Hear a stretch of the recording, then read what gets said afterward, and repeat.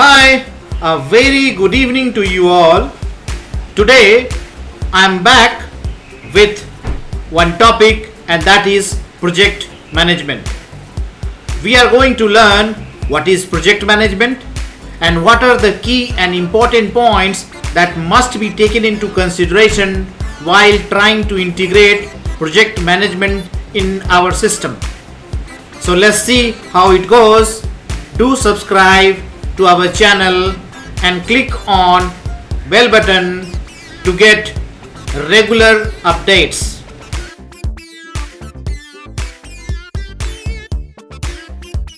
Thanks for watching. So today we are going to understand what is project management, and we will also understand how we apply this project management concept in translation management. In first part we are dealing with the basics of project management, and in second part we will deploy that into translation business and translation activity. So what is project management? This is something to deal with converting a vision, a dream to a need of reality. Means if you have any idea and you plan to execute that idea, you create a framework. That means it has a beginning and it has an end. That means it has some scope of work and it has some level of performance and quality, and certainly it involves cost. Okay, so now we see this time, cost and scope, and in all these activities one thing that comes into picture is quality. That is the prime factor. So project can be of two characters. One is temporary, which has a starting and finishing point, and another is unique. In every project is different. So when we talk of project management, it is the technique of understanding the problems, needs, and controlling the use of resources, cost, time, scope, and quality. Means when you manage resources, when you manage cost, when you manage time, when you define a scope, and for doing all these activity, when there is quality control in place, this is what is called management. And how it becomes project management? Because in project management you apply certain knowledge, skills, tools and techniques in order to execute those projects and meet the order of stakeholders. So in order to manage activities, you apply certain specific knowledge and skills and tools and techniques that comes into project management. So what is need? Need is to start a project. Expectation is to understand each and every part and effectively execute them in order to meet certain tasks through quality management. So why companies use project management? Companies use project management for many activities, but primarily they want to bring effectiveness in the organization. They want to define what the project is and what they are agreeing with the customer. They have to access the resources for which they are planning to execute a project or whatever project they have taken. They have to estimate a cost and make proposals accordingly.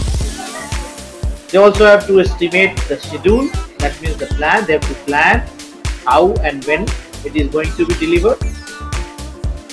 They have to allocate certain resources for delivery of the work in time. That is called locating the right resources.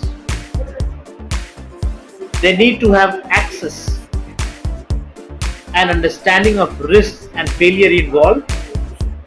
If they are able to cover those risks and failures, it is always good to go ahead. Otherwise, they need to create a backup plan. And at the last, that is also equally important, that is to maintain communication with the team, and not communication in a haphazard manner, but in a planned way. So the idea is to maintain communication channel. There are certain keywords that always comes into picture, and those keywords are why you are doing a project, why and what means why you are doing, and what is management planning, what is the success criteria, and what is to be agreed for a project. Means if somebody is paying you for something, they expect you to do something, that must be defined. It can't be open end. Therefore, once this definition has been done between the person who is doing the project and the person who is sponsoring the project, you have to define who is going to do it. You also have to define when it is going to happen, and you also have to define how you are going to make it. And while making all these activities, how much it is going to cost.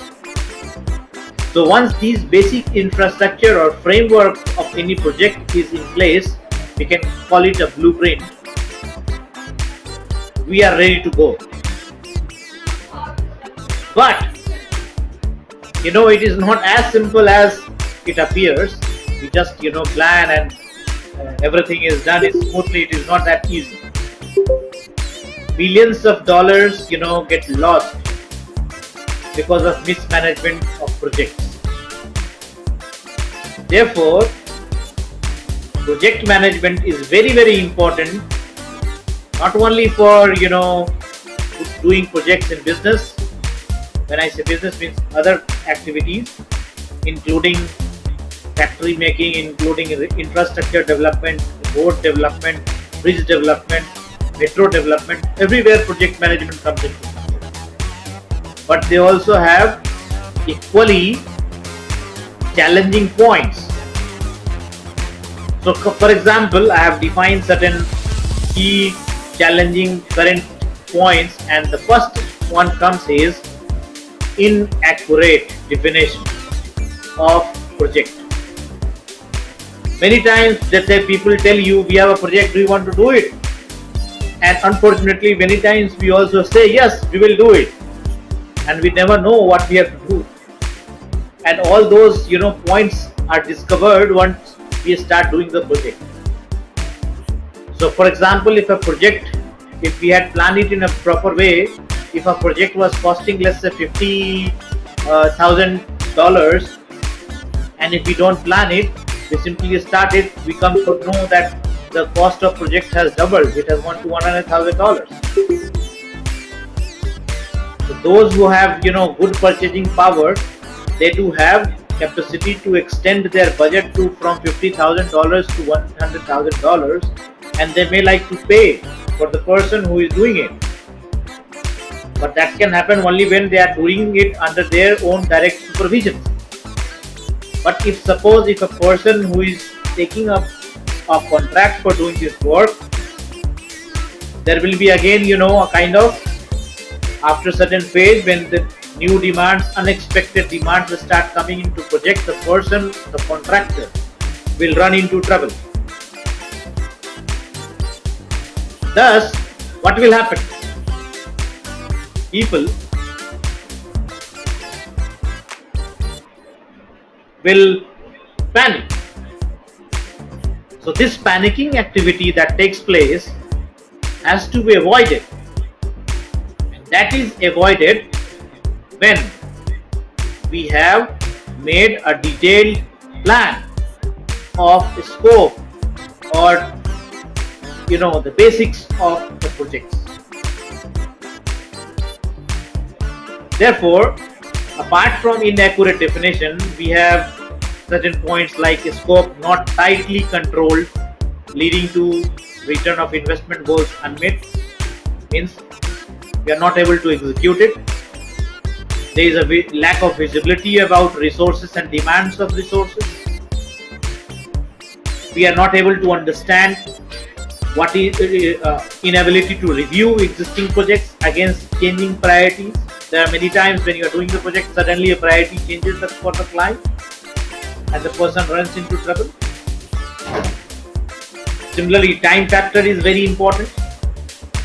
Similarly, procurement of the things that we want to have for the project has to be visualized. There is a lack of communication between the stakeholders while doing the project management.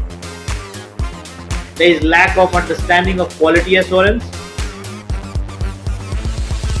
So there is always poor documentation, and this results in big trouble. So in brief, whatever points that I have just given you in my previous slides, there are 4 points that must come into picture. After you enter into the phase, you initiate the process. Once the process is initiated, you plan. Once you plan, you execute. Once the execution is done, you close. So these 4 points plus entry and exit. And in above all, there is a monitoring and controlling of the processes.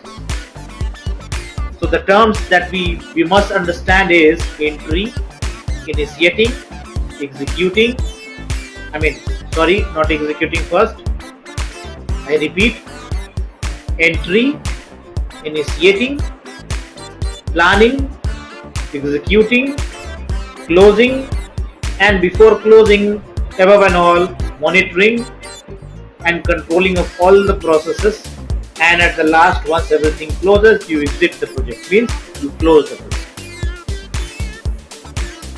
So now, when we are talking about planning, the most important phase of planning is one needs to plan in such a way that you define each and every aspect of your project, because that planning part is important for not only your budgeting of the project, time management, resource management, quality management, but you also have to take into consideration the other finer aspects of delivery, who is delivering, who is collecting, and who is at the time of getting those deliveries, who is going to check everything has been met or not, if there is any issue, who is going to control it, who is going to give a feedback, how that feedback will be implemented, etc., etc. These all come under planning. So after this planning is done, we enter into scheduling. Scheduling means phases of development, phases of delivery, phases of quality control, phases of feedback mechanism, phases of payment.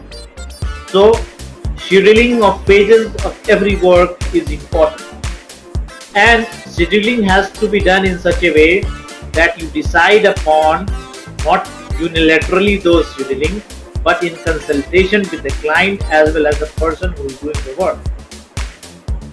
Unilateral scheduling may create a big problem for execution. So once scheduling has been done, we need to control. Control means all these scheduling times, planning, etc., are not always 100% fixed. They all have certain open ends. They are all indicative, but people try to be as precise as possible. So for achieving those precisions, there has to have a control mechanism, so that if someone is lacking behind, he can be helped to boost up, or he can be pressurized to speed up. Because if one scheduling has delayed, it can delay the whole process of project management. So therefore, a person monitoring and controlling is very important, not only from the client angle, but also from the angle of the people who are executing the project. once the controlling is done and everything goes smooth, things start into delivery mode. Once the delivery occurs, you close the project. When I say you close the project, means you deliver the work in time as per schedule. If there is a gap in schedules, you consult with the client. If there is any penalty involved in delaying your project, client will be informed, you will also be informed, and once the work has been done, you raise the invoice and you are paid as per the time given. Even release of payment comes under scheduling, and it all comes under planning. Many times people believe that once the project is done, project is closed. Closing doesn't happen unless and until you have received the payment. And it is always good to remain in good relations with the client and clearly define the payment terms. How many number of days? 10 days, 15 days, 1 month. Generally in India or globally, 1 month's time of payment is accepted standards.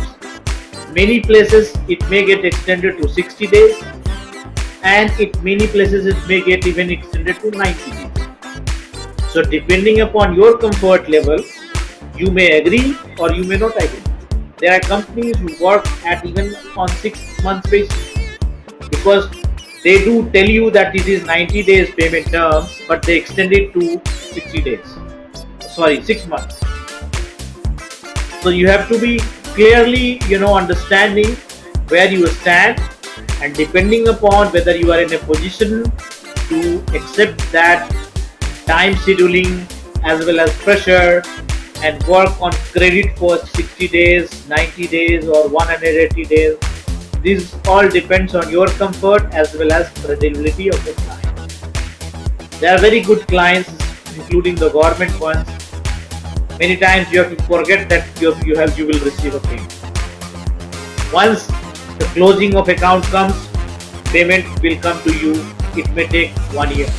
There has been time when I have received payment after 1 year. But if you keep on getting panic and keep on, writing a mail or a message to your client because deadline of payment has gone crossed, you have to balance it, because getting payment in your account is one of the toughest tasks, at least in Indian companies. So, apart from whatever I have explained it to you, one of the most important point that comes into picture for the project management is project cost management, quality management, human resource management, communication management, risk management. You have to cover the risk. If you can't cover the risk and you are taking a project, you are at the mercy of the client. So procurement management, and if there is a sudden change, management changes, big changes takes place at your end, somebody in family dies, there is a marriage, sudden exigencies, you have to be prepared for all these changes. And in all and above and all must be documented.